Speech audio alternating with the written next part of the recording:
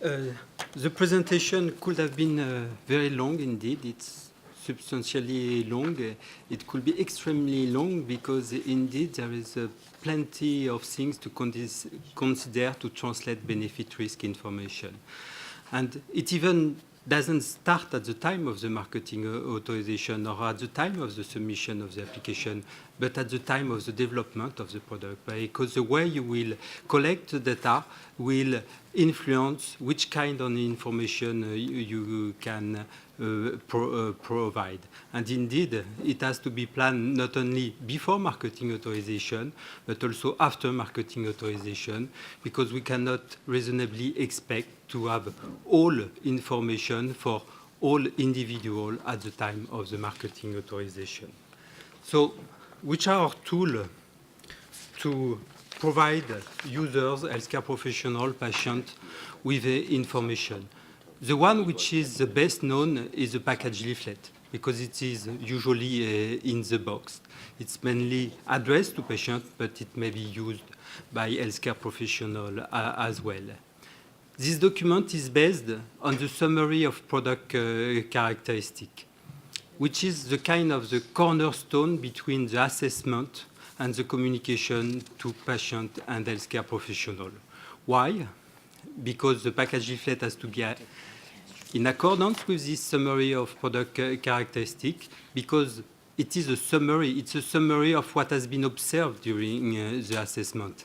And therefore, when assessing a marketing authorization application and monitoring its safety and efficacy in post-marketing, the assessment has always to consider how this summary of product characteristic will optimize the benefit and minimize the risk. So it's very important to look at this aspect in the assessment report, which provides the full picture of the data which have been submitted and discuss the benefits, the risk, but also the variability which could happen in one subgroup to another, and therefore discuss with the specific information in this subgroup should be communicated in this document. All these documents have been traditionally seen in paper format. Of course, in nowadays, everything is electronic, and those documents are not an exception. And when planning, discussing how to improve such communication, we should think electronic. So we are back to a report. How do we provide this information? We are back to a report that we did all together. Many of you have contributed to this report. And it was based on a survey to which you participated, where we asked you, the user, healthcare professional and patient, which are your expectations in terms of benefit-risk information on medicine. This report was published on our website in 2009, and what did he recommend? Something which was already mentioned this morning. We are making a benefit-risk assessment at population level.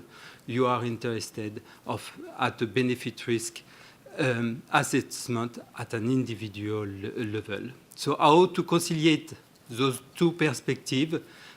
According to this report, we agree that we should provide clear information, communicating always benefit and risk together, describing the benefits and the risk both qualitatively and quantitatively, and also identify the factors, age, comorbidity, which may influence a benefit or a risk in an individual patient. We also noted that it will probably be difficult to provide all information, both for the use and for transparency reasons, in a single document, and therefore we should have both practical, concise information like the SMPC or the package leaflet, and more detailed information to provide full transparency and the reasoning between the information provided in those documents. like the assessment report. So how do we do that in practice? I will start with the summary of product characteristic. It is a legally defined document, which the structure is in front of us. Sorry, it's difficult to read, but it provides the condition of use of medicine, but it also offers the possibility to provide information on benefit and risk. To fill this document, there is a European Commission guideline on SMPC, which provides a principle on how to provide the information in this document. For those who want to know more about what is the SMPC and what does it contain, again, we have worked with you to prepare a presentation explaining what it is in detail. And in fact, the heading of this slide is a link to this presentation. So you may go and look at the whole information on what is the SMPC and what is contained. In this presentation, I will focus on benefit and risk. So in terms of benefits, the SMPC offers the possibility to describe the benefit in section 5.1 on pharmacodynamic properties, where after an introduction on the mechanism of action, it is possible to describe the main result of the clinical trial supporting the marketing authorization. Which are the main results? This will require a judgment from regulators, but also your input will be welcome. And if regulators have observed relevant clinical difference in the subpopulation, the SMPC offers the possibility to provide this information. Doesn't mean that it is easy and we will do it always, but it's possible. And if it is even mandatory regarding the pediatric population as a result of the pediatric regulation. In terms of risk, there is a section on undesirable effect, and the SMPC guideline recommend to present it in several subsections. A first section which provides a summary of safety profile with the most serious and most frequently occurring adverse reaction. Safety information may be very variable, huge in terms of severity, frequency. So it is useful to have a summary.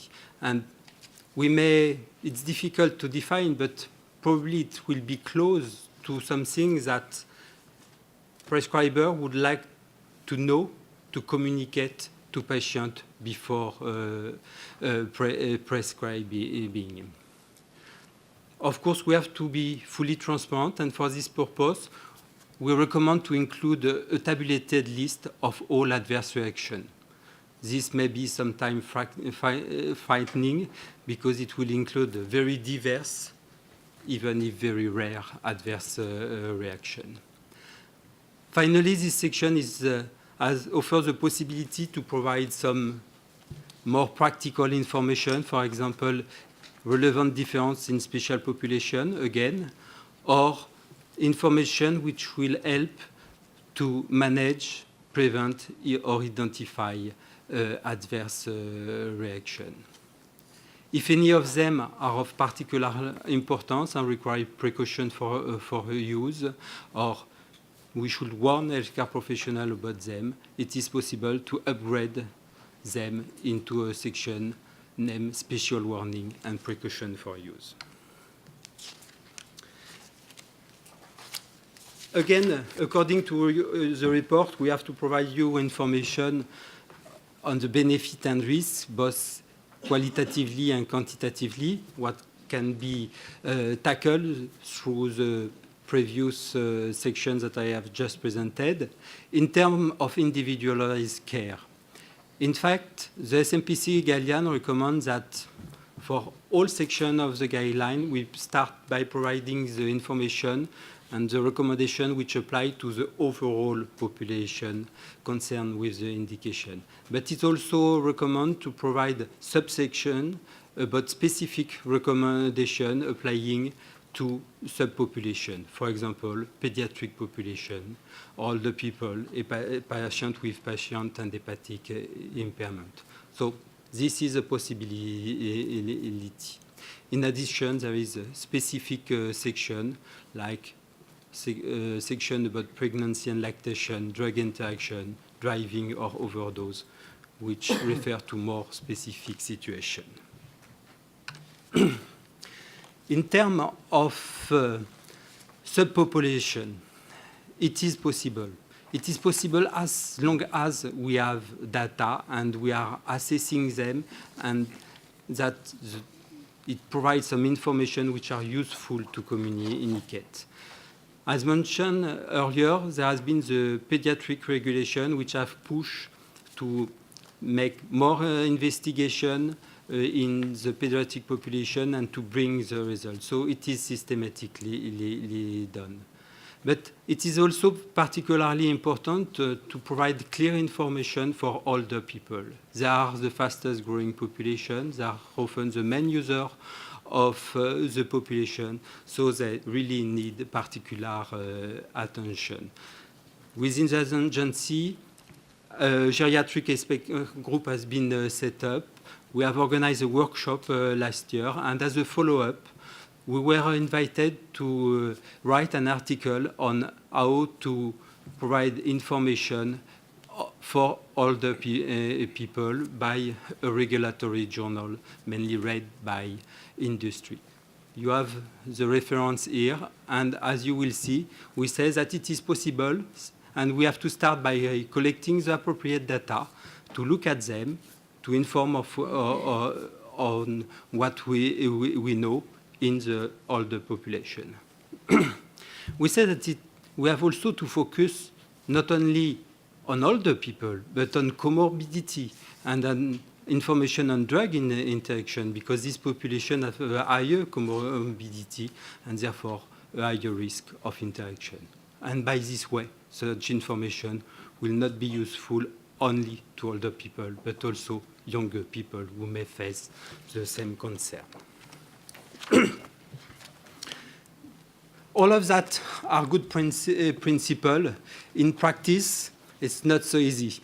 And I was pleased that after this afternoon exercise, some said I would not like to be a regulator, because we have all the time to balance, to be concise, but to provide full comprehensive information, to be transparent, but not unduly alarming. And it's not easy for us to choose which efficacy result do we have to communicate.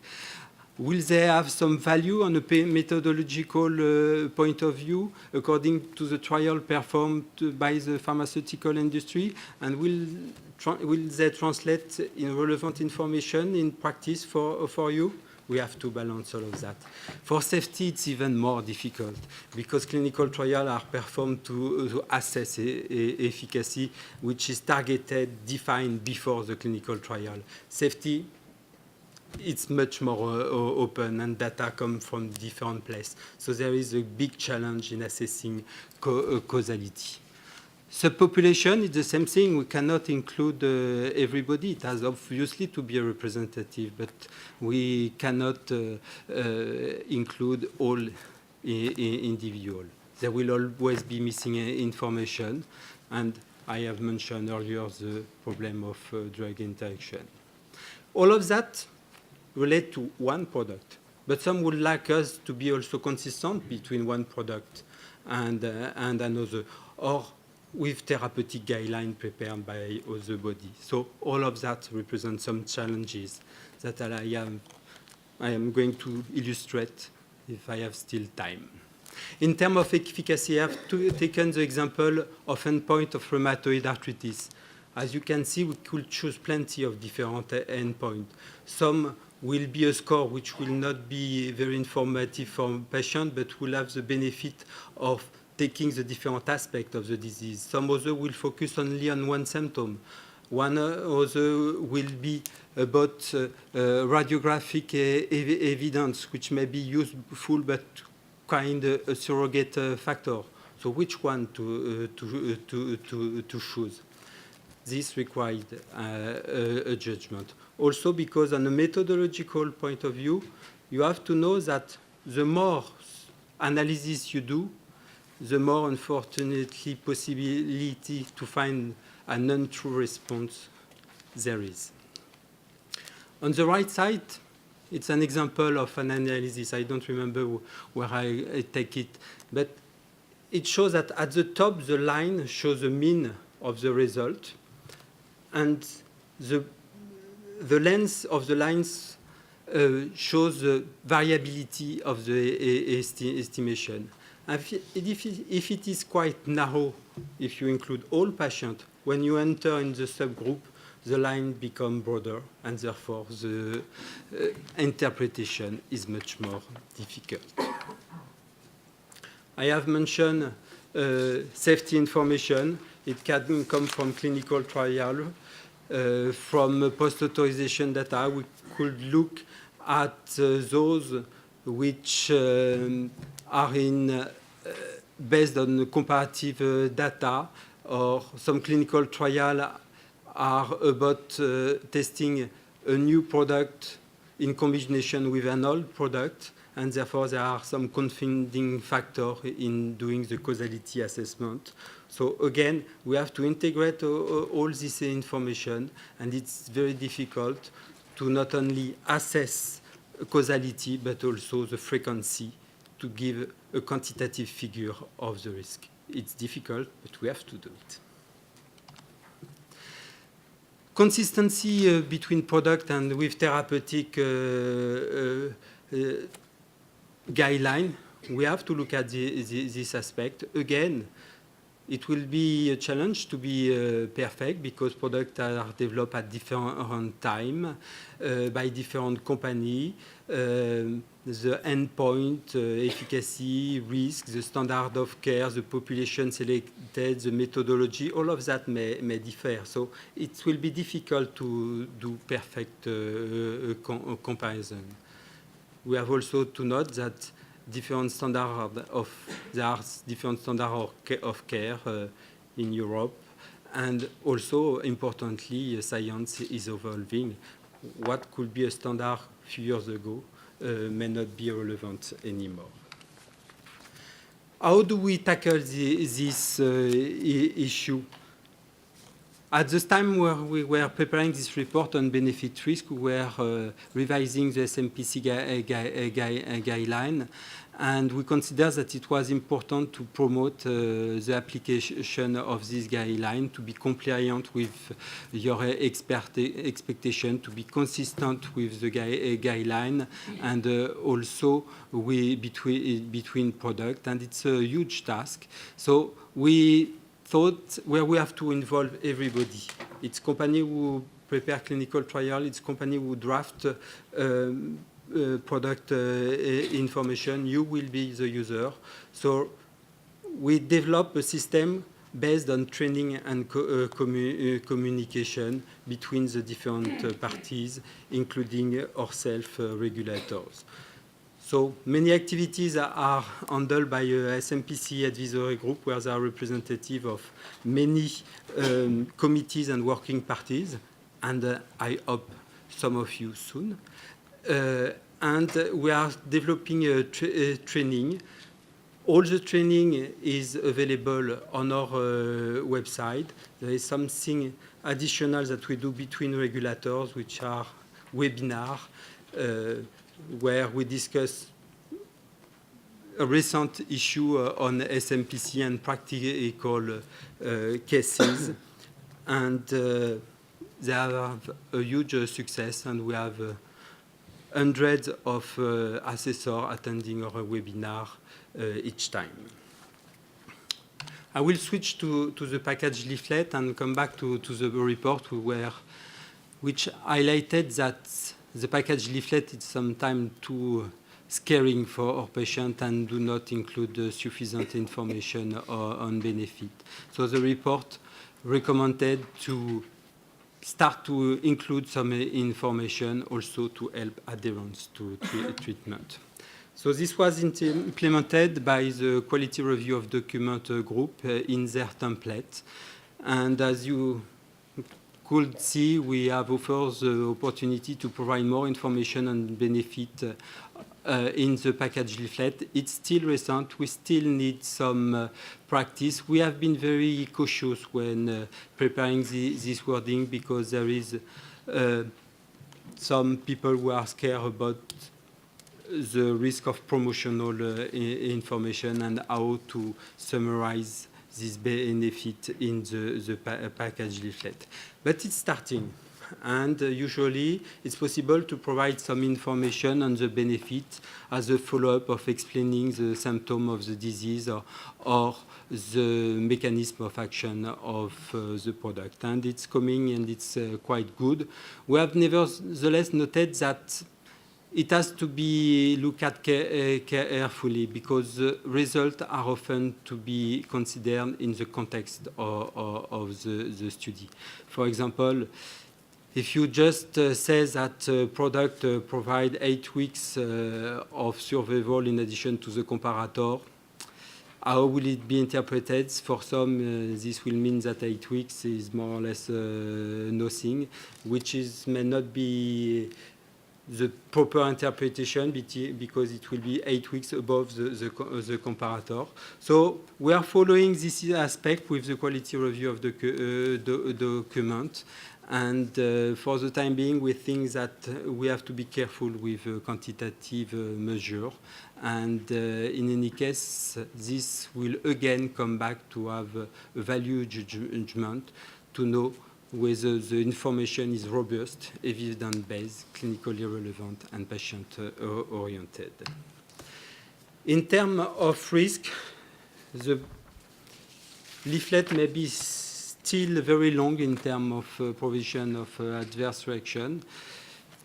It is presented nevertheless nowadays in a slightly different way, pushing patients to be proactive. So we start with providing also a kind of summary of safety profile, but highlighting what patients should know when they should act before presenting the adverse reaction by frequency this time.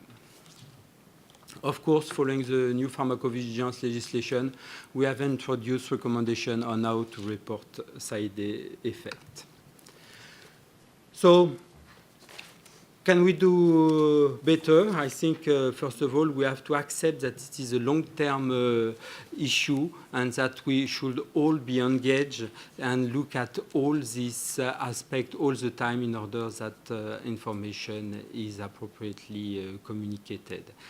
Afterward, we could debate whether there is sufficient information, whether you would wish more information.